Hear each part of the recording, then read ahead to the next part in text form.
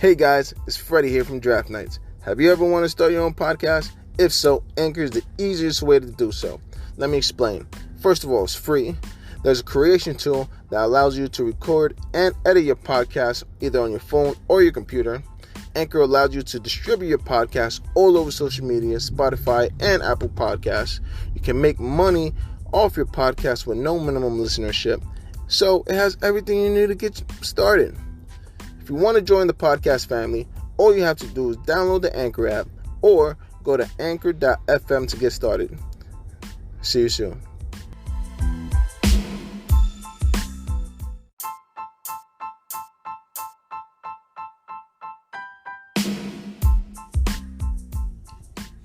And what's up, everybody?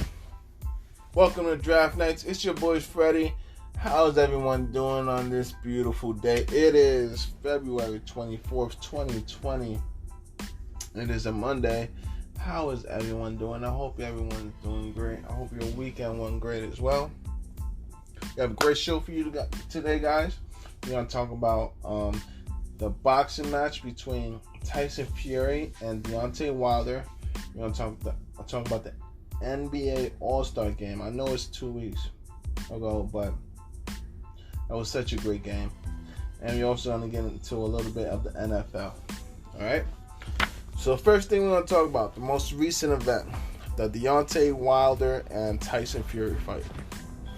My thoughts on it. This fight was not what all these pundits and all these so-called experts was thinking was going to be. Everyone thought that because they felt as though Deontay Wilder won the first fight because he knocked down Fury a couple times, but Fury kept getting up, that he was essentially robbed of the win. And ended up taking a draw instead of a W. Well, this fight was a definitive win, and Tyson Fury came out the victor. Okay, from the bell, it just looked like Tyson Fury was a man on a mission. It was like he knew the cheat codes to win the game or to beat the game. Like, the way this man was so ready from bell one to win this fight and take over this fight was incredible. My only issue is watching this fight, I just thought it was just so sluggish and so sloppy and like, these guys can't even throw like a decent punch, or at least it looked so awkward. Like, whenever they threw a punch, when either of them threw a punch, it looked so awkward. It looked so like flairly and not sharp, I should say. You know, it really didn't look sharp. And but with all that being said, Tyson Fury just took it to Deontay Wilder, man. I mean, it was a classic case of fighter versus boxer. You put any fighter in front of a boxer, someone who knows how to box, the fighter is gonna have a bad day. The fighter is gonna have a bad day, and that was on full display on Deontay Wilder and Tyson Fury fight number two. Tyson Fury was in control from bell one. So let me explain something to people who don't understand. Alright, because I used to box before. Now, the most powerful position you could have as a boxer is to take control of the center of the ring. Okay? If you have control of the center of the ring, that means your opponent has to fight you on their back foot or stepping back, because you are in a dominant position when you have control of the center of the ring. You are in a dominant position. And it is really hard to get someone out of that. Whoever takes the center of the ring pretty much is in control of the fight. Okay, and it's really, really hard to take that position back once someone already has it. You know what I'm saying? If you don't believe me, like, just watch some boxing matches. Like, just draw a circle, like a little medium circle, in the middle of the ring, right? Just make it like just visualize a hula hoop, right, or a tire in the center of the ring.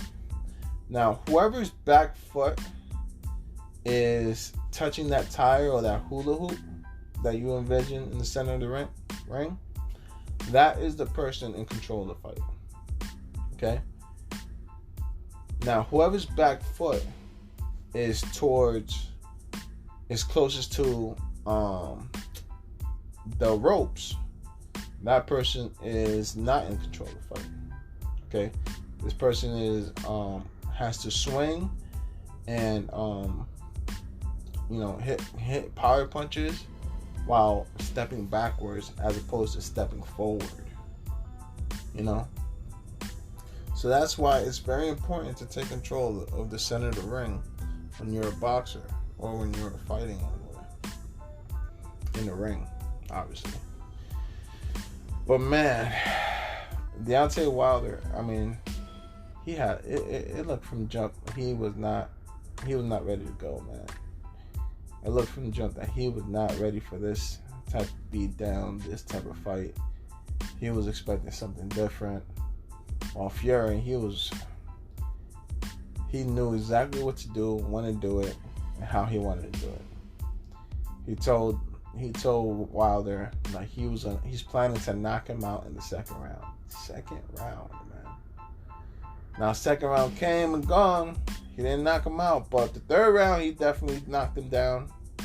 Third round, he knocked him down. And the fifth round, he got knocked down. And the seventh round, it was pretty much a TKO. Deontay Wilder's corner just threw in the towel. They couldn't see that man getting beat up anymore.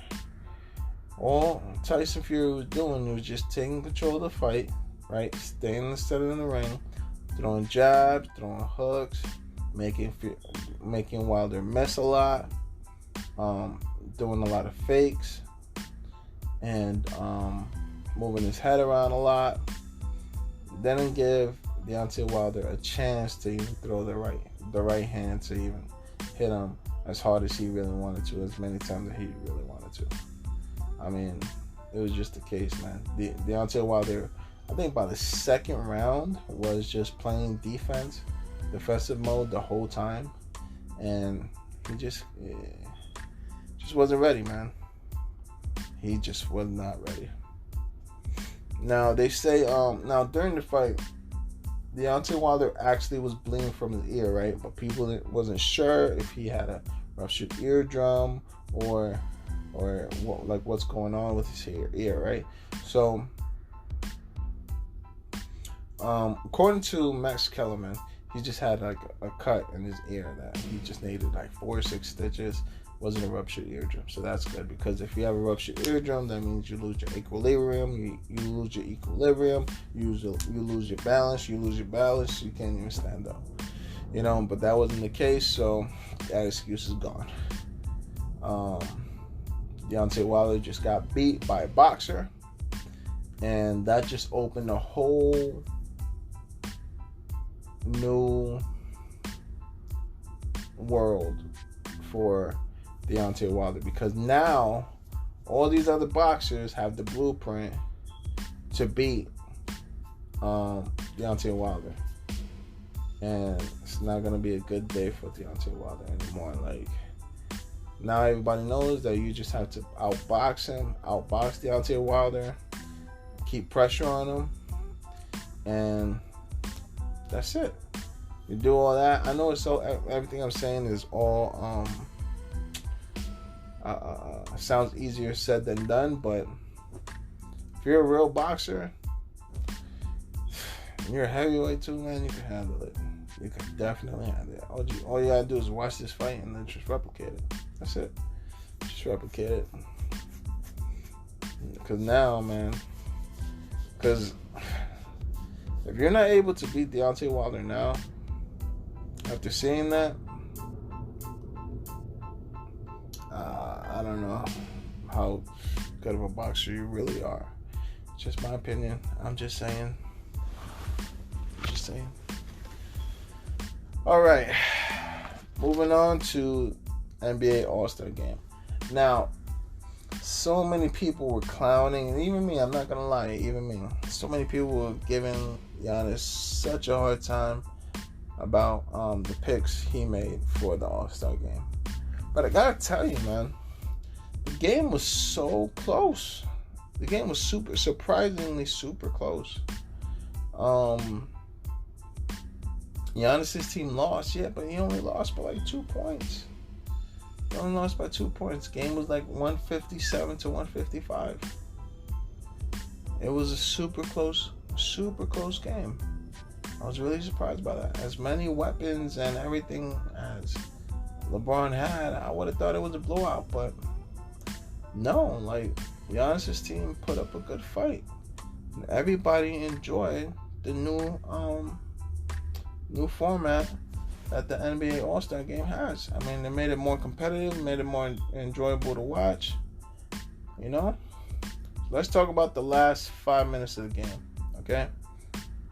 So, score right now, LeBron's team 152 and Giannis is 152. Target score is 157. So they need 5 points. It took them 5 minutes to score 5 points. I mean, that's some defense if I ever heard of it. All right, so we start this video with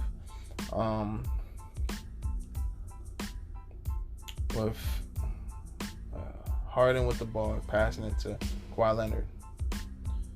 Kawhi Leonard comes down the court. Come down to the corner. There's a little dribble move to in front of Joel Embiid. Cross him over. Tries to get to the basket. Gets to the basket. Holds the ball, but passes it to LeBron. That's on the wing. LeBron tries to take a three. He misses. Joel Embiid catches the rebound, but gets stripped by Kawhi Leonard, who runs out to the 3-point line to pass it to Chris Paul. To pass it to LeBron James. But he threw it too wide, and LeBron almost had a backcourt violation trying to catch the ball. So then LeBron catches the ball. He passes it back to Harden. Harden is up top in front of Kemba Walker, defending him. LeBron sets the pick, putting Giannis in front of James Harden. James Harden does a little bit of crossover move, back and forth, left and right. Giannis picks up a foul.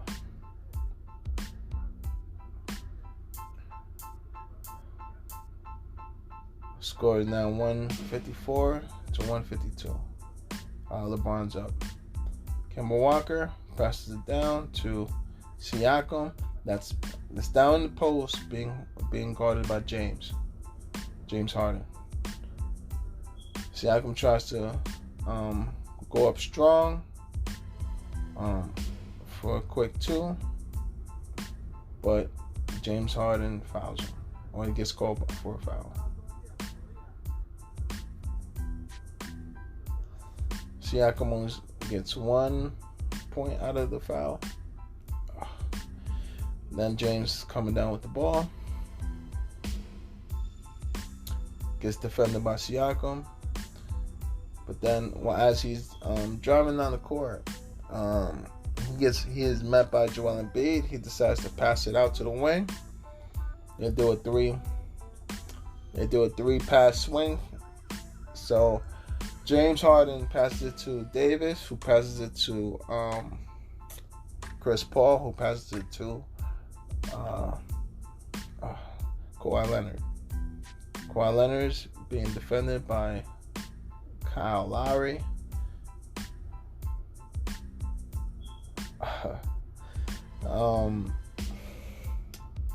Kawhi takes a three, but this does a flop to try to get the foul, and but misses the three, and Joel Embiid gets the rebound, and Kemba Walker gets the ball from Joel, LeBron sees it, tries to strip it from Kemba Walker, but it ends up hitting Kemba Walker's foot. Goes off the foot out to a rebound, and that's a turnover. So LeBron's team gets the ball back.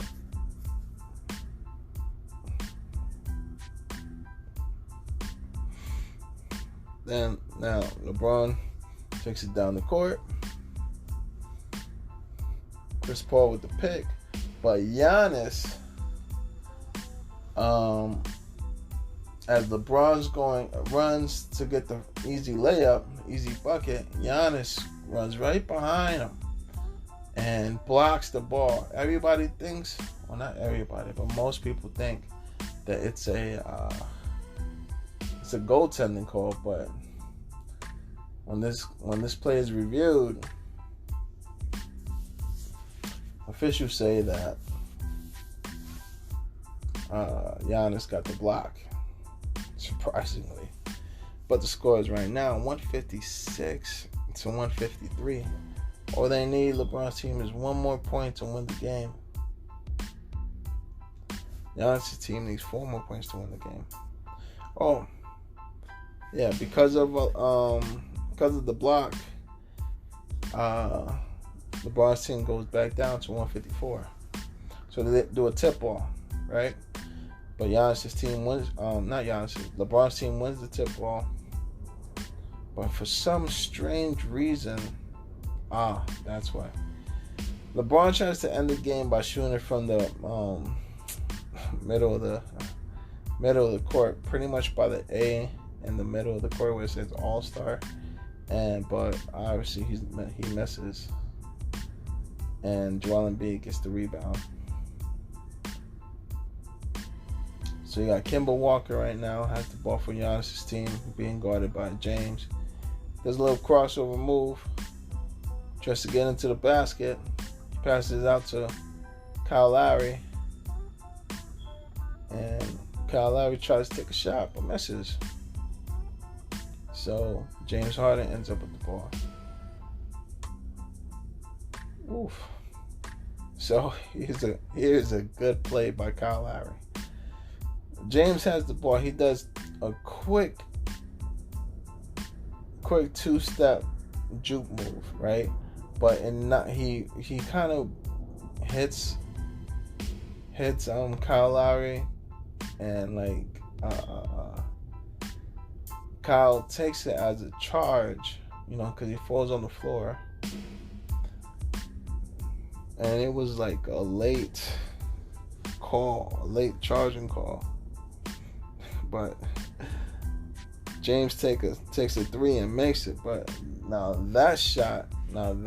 those points are taken back too, because if not, that was going to end the game. But nope, not yet. So Giannis has the ball. He passes it in to Kemba Walker. Kemba Walker takes it, but then there's a foul away from the ball by Kyle Lowry. Damn, dude. This thing is going back and forth. So now we have LeBron James with the ball. It's being defended by Kemba Walker. And then Kemba just couldn't handle it, man. He couldn't defend James at all. James just do a little quick spin move, a little quick crossover, and he gets the easy layup, man. He actually just dunks it. Now it's 156 to 153. So Kemba throws it down to Siakam, who's being guarded by James. And then, this time Siakam doesn't get the foul call on him when he tries to go up and score. And the ball goes out of bounds, giving it back to LeBron's team.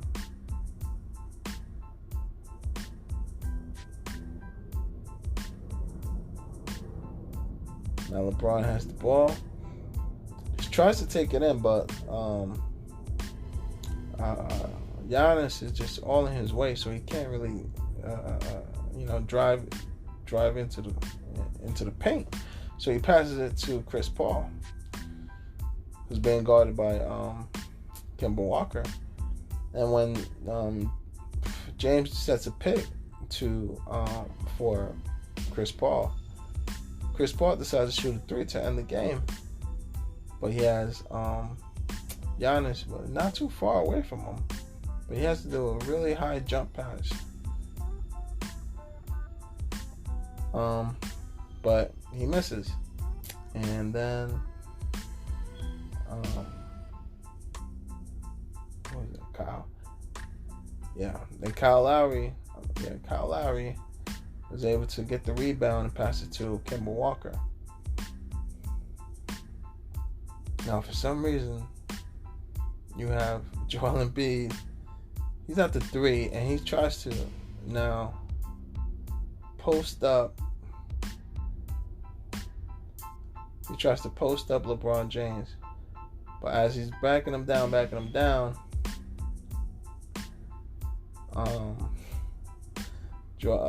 James evidently fouls Joel Embiid. So Joel Embiid was able to take some free throws, 2 free throws, only makes 1. These guys got to really make their free throws, man. So now the game is 156 to 155. See how it was a close game I was telling you?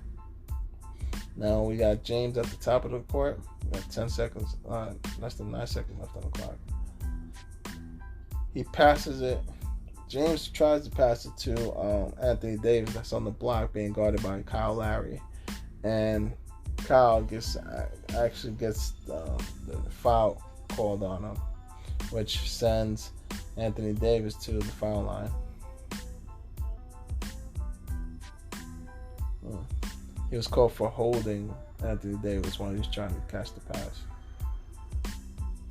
Hey man, I understand. I get it. Seeing the reviews, seeing the replays, I can understand it. So everybody's thinking at this point that Anthony Davis is going to shoot the first free throw and it's going to go in and it's over. The game's over. But he actually misses the first free throw, which everyone was like, hey, hold on now. This might be not the end. But, of course, Anthony Davis gets 2 shots and he makes the second. So that ends the game. Kawhi Leonard actually ends up being the MVP, scoring 30 points in the All-Star game. 30 points. Amazing. And on the winning team. So the game ended 157 to 155. This game was so close, even though LeBron's team had so much star power, so much, his team was way better on paper than Giannis' team, but still, Giannis' team was resilient and made it a close game. They didn't get blown out, which is very surprising. Very surprising. All right, let's go back to the NFL. So, for the NFL, let's talk about that. The Titans say that they want or are interested in Tom Brady. Listen, guys,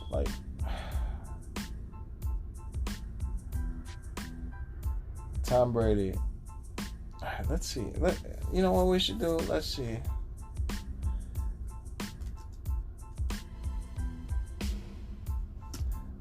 What team? I didn't know what team. Okay. Yeah.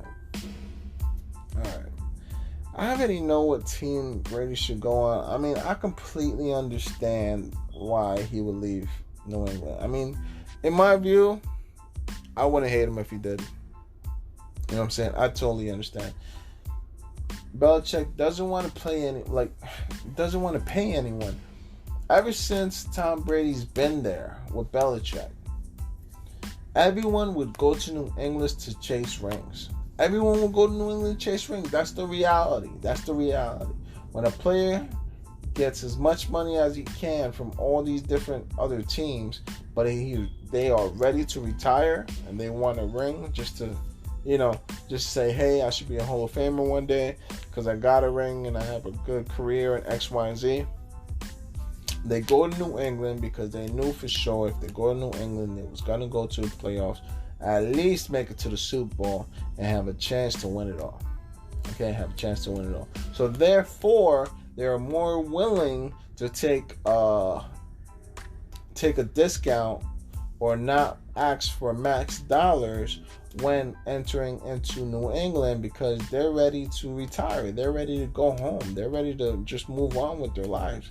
So they're not going to ask for a boatload of money or as much as they could on the free market. No, they'll take a pay cut just to get a ring. And for the most part, they would get it.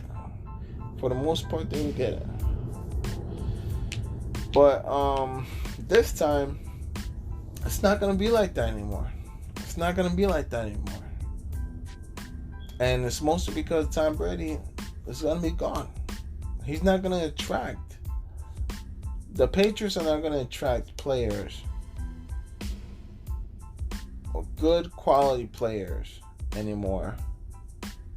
Or players are not going to try and take a pay cut because now it's really up for grabs, man. It's not a guarantee anymore that you guys will make it that the Patriots will make it to the playoffs or get far into the playoffs to get to the Super Bowl. It's not a guarantee anymore. Well, Brady it was. Now it's not. So now everybody's saying, Tom Brady should go to the Chargers. Tom Brady should go to Oakland. Tom Brady should go to maybe Denver. He should go to Miami. He should go to the Texans. The Titans, not the Texans. I'm sorry. He should go to the Titans. He should go to the Colts. He should go to the Cowboys. Listen, this is my opinion. Okay, this is my opinion. He should not go to the Chargers or the Raiders. Okay? Now, the reason why is because the Chargers and the Raiders play in the same division as Patrick Mahomes. Now, so what? Okay, so what? Patrick Mahomes, here in the same division. Here's the problem, okay? Patrick Mahomes still has his team. Patrick Mahomes is the next superstar. He is the next Brady. He is the next GOAT. So let him have his kingdom. Let him have his division. Okay? Let him have his division. Don't mess with his division. Keep that. That's all yours. You know what I'm saying?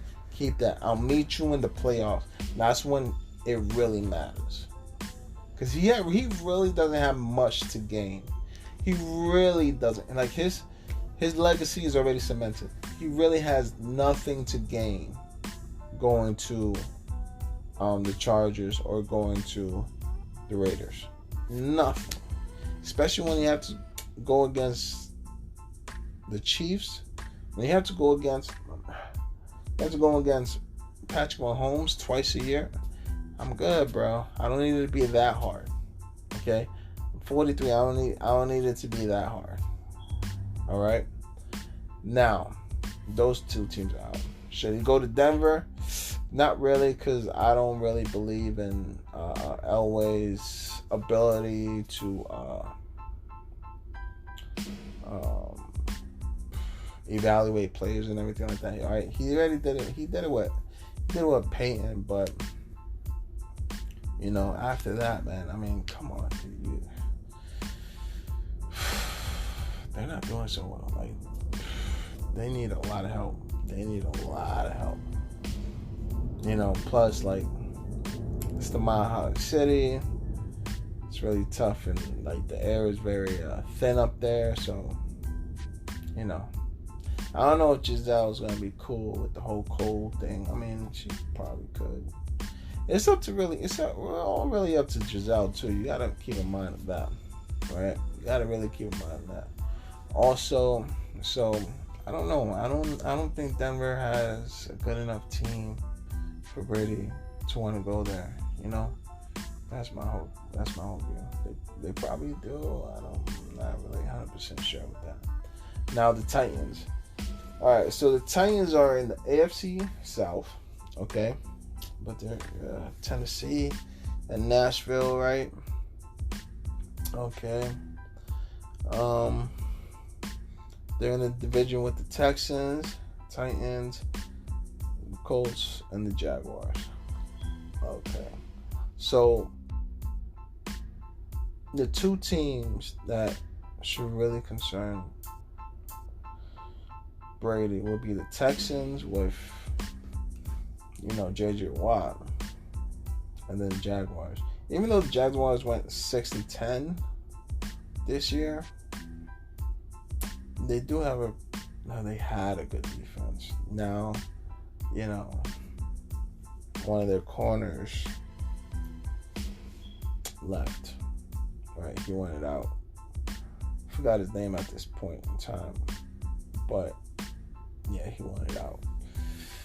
But then you have the Colts. I think the Colts are looking for a quarterback too. Yeah, because they went 7-9 this year. And they was getting like high praise at the beginning of the year that they thought they was gonna go far, but they did not, man. The only real threat would be the Texans. I think Brady could beat the Texans. I'm not totally fearful of the Texans. So Titans might be a good fit for him with Derrick Henry as your running back, and you got some wide receivers who are good players. You have a good defense.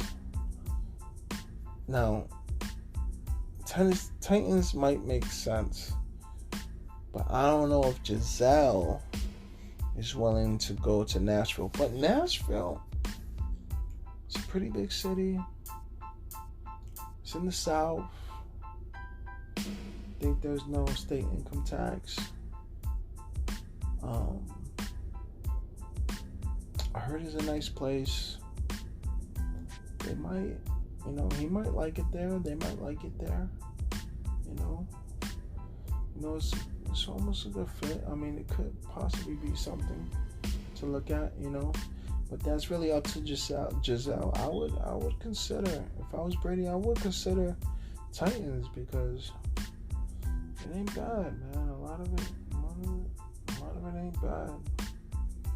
Just saying. I'm just saying. A lot of it not bad. Okay. Now, the last team I would say, and they might just do this, man, the Cowboys. The Cowboys and Brady, that would be insane. I mean, that would, oh my goodness, that would put the NFL on the map even more. I mean, that's all anyone would ever talk about. That's all anyone would ever talk about. The Cowboys and Tom Brady. But they have a Dak situation. Dak has they have not come to an agreement with Dak Prescott. The man seems to be asking for too much. They offered him $33 million. I think he's asking for like 40 or 37 or something around that number. Now, currently, okay, the Cowboys' salary cap is capped at $22.8 million. That's how much they have right now. But in 2020, they'll have even more money. They'll have between $87.294 million to $100 million in cap room. So for Dak Prescott, this year could have been a worse year to get paid because they only have $22 million in cap room right now, and they'll be in the luxury tax. They'll be in the luxury tax.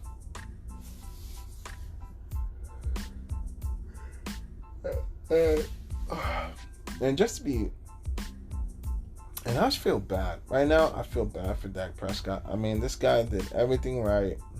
You know, he was the company man. He didn't take a knee. You know, he bet on himself. You know, he did all these other things, you know, to make himself look good, to make the Cowboys look good and everything like that. He was a really true professional. But let's face it, man. Got any Super Bowls? Nope. No Super Bowls. You won the division 2 out of the 4 times. It's not good. Last year, your prove it year, the year, your money making year, you went 8-8. Now I know the stats say what the stats are. He's like the second best quarterback in the whole game with his yards and his, you know, QBR and all this other stuff and touchdowns, whatever.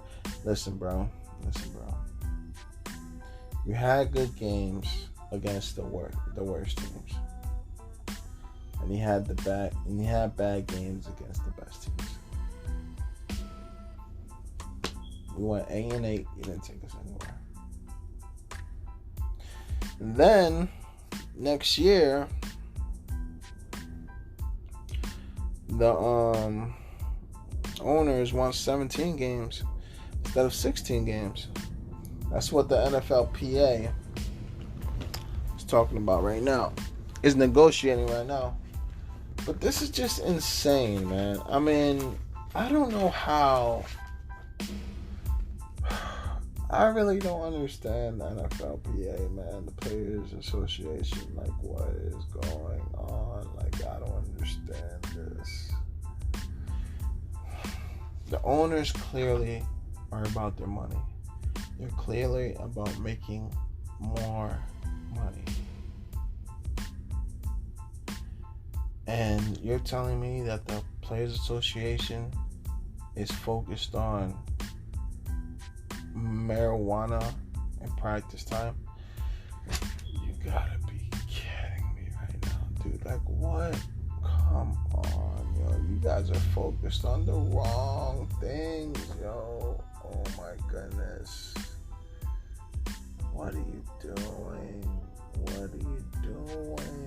Every time you guys get shafted, every time. It's like taking money. It's like taking candy from a baby at this point. It's just so easy. It's just so easy for these owners to negotiate with the Players Association. Like, yo, we can get whatever you want. These guys are just idiots.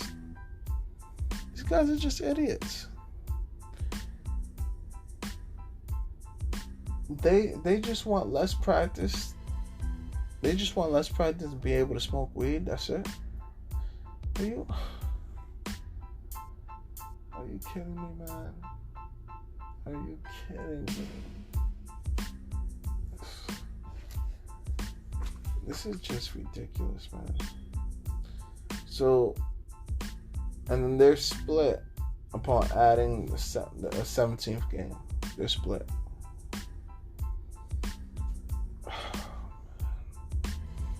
They're not talking about franchise tag or transition pay.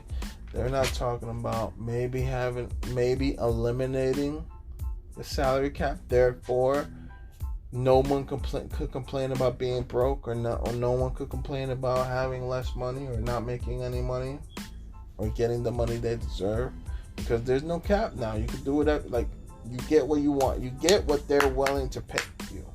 No salary cap no more. No more excuses. You want 50,000? I mean, you want 50 million, but they're not willing to give you 50 million. They're willing to give you 40. Now, so be it, bro. So be it. It's no salary cap, so everybody can get whatever they can get. Why not that? All right, why not that? But no, they continuously vote against a salary cap. I mean, vote against no salary cap. I mean, baseball doing no salary cap, and they're doing just fine. They're doing just fine. This is, yeah, and then you gotta look at your priorities, man. You gotta look at what you're prioritizing, dude. All the commissioner asks for is a lifetime medical and a private jet. That's what the commissioner asks, and he makes the company like $32 billion a year. That's all he asks for. Lifetime medical and a private jet. And of course, the salary. Nothing to do with working less. Nothing to do with smoking marijuana or taking drugs. None of that. He is a man that knows what's going on. Like, it's just so dumb. It's just so stupid. You got players complaining about franchise tag. Well, then take out the damn franchise tag. Negotiate to take out the franchise tag.